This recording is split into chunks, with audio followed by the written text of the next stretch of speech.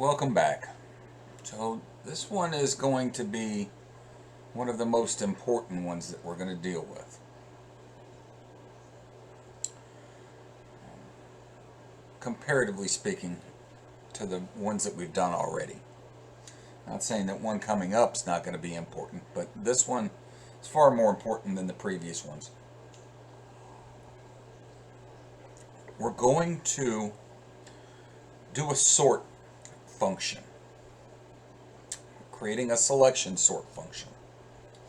And by default, reverse has a value of false. Now there's a couple of times down here it gets called and reverse is set to true.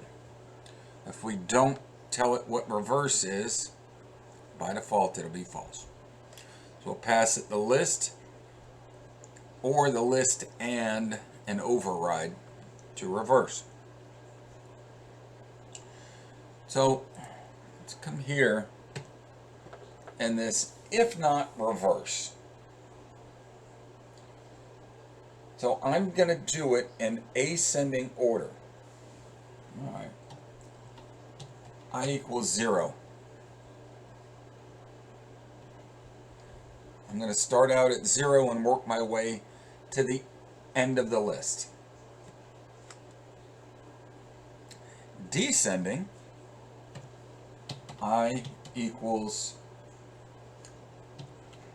len list minus 1.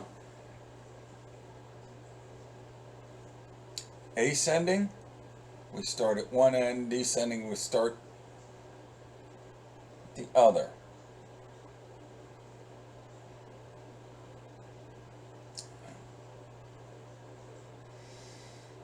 Okay, let's deal with this ascending first. While I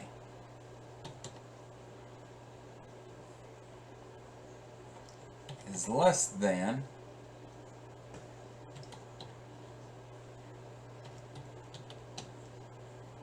the length of the list minus 1.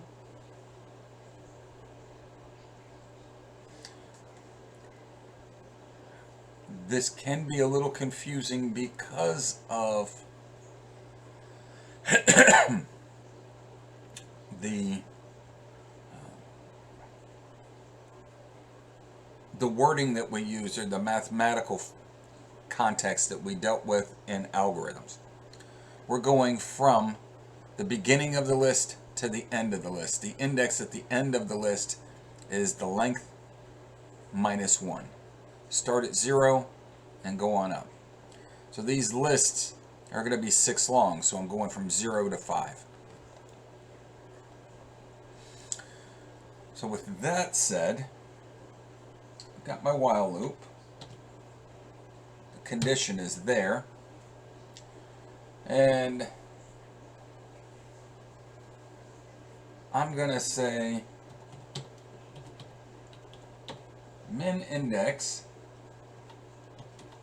equals I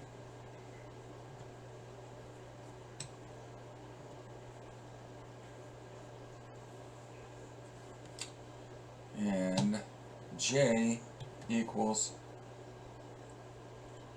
I plus 1.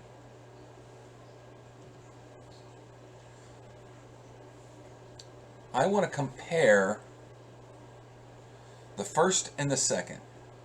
So if here's my list, I want to compare this value and index 0 and the one next to it, which is that plus 1. So j is I plus 1. So if I'm comparing I and j, which is what I'm going to do, it's going to be next. Okay, so I'm going to say while j is less than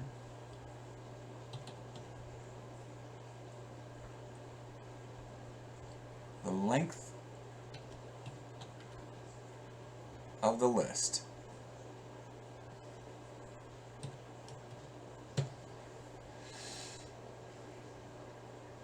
So I've gone all the way down to the end. I don't want to reach past the end. My condition in here is going to be if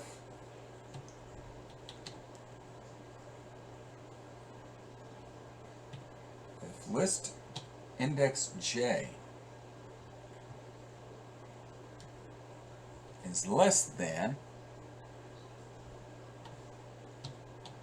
list index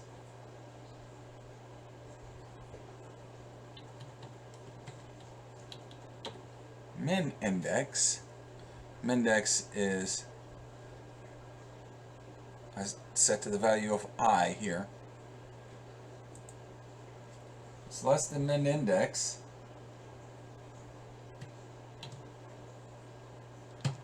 What do I want to do? Well, min index equals j.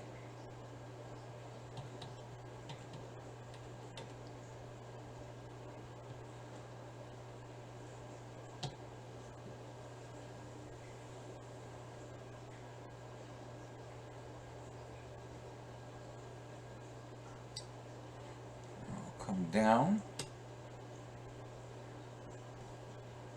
J plus equals 1.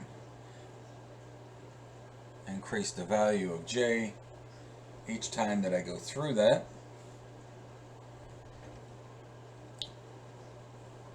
And I want to say if min index is not equivalent to I,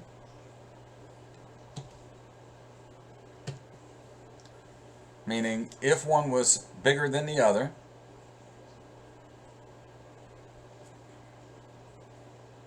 then I'm going to swap.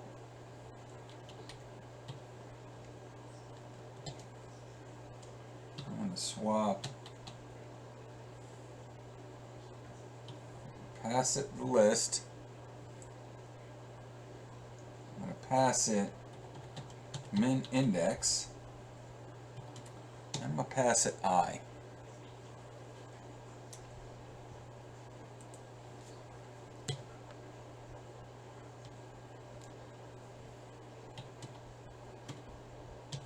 Increase I by 1 on every iteration.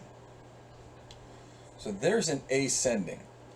Let's go deal with this swap aspect. Since I invoked it, I need to actually have one. And you know what? Let's use the same thing we had before, because we're passing the list right there, the index of one and the index of the other.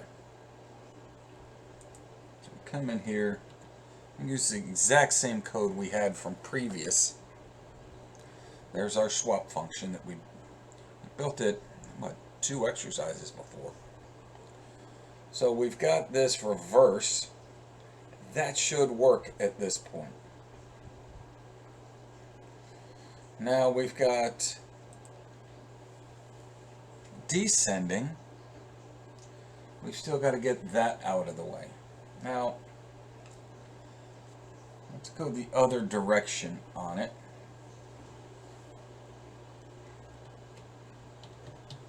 While I is greater than 0,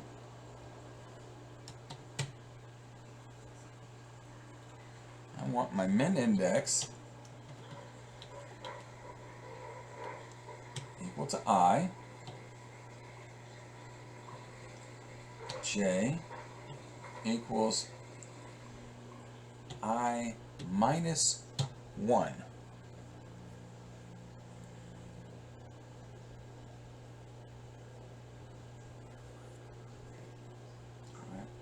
It's different than what we did last time.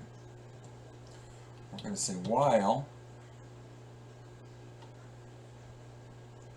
I, oh,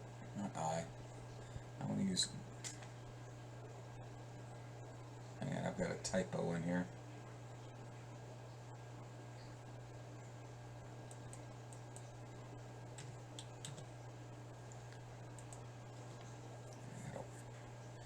That autofill got me on that one. I wanted it equal to I, and it automatically thought I meant if. So j equals I minus 1. Now we've got our while j is greater than or equal to 0.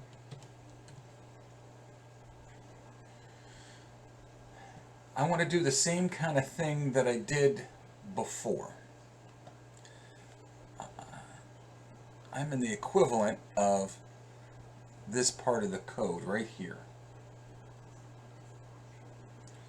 And you know what? I want to just grab that part of the code. I'm going to come down, and if I need to change something, I'll go ahead and change something. But this part here, I want to do the same thing. Here, I'm decreasing by 1. Same. I'm decreasing by 1.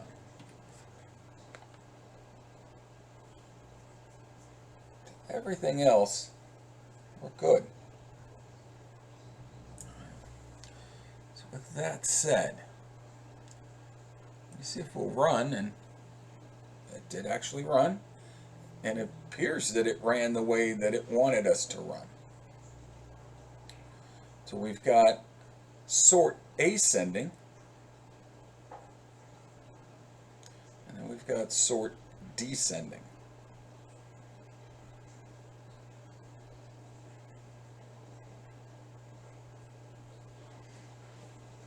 Now, we started on one side, started on the other side. We walked our way on through it. Okay. Let's see how we worked out here. Run our checks. It was fine with it. And it's still doing the same thing, looking to see if we did have what we wanted. So we got through this one. We're using that function, the swap function that we've created, using it again. This is something that's going to be really helpful for us.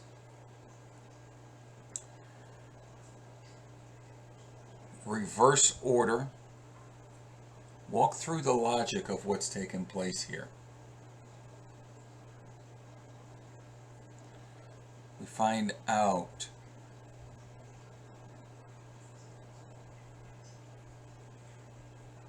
in here, we set j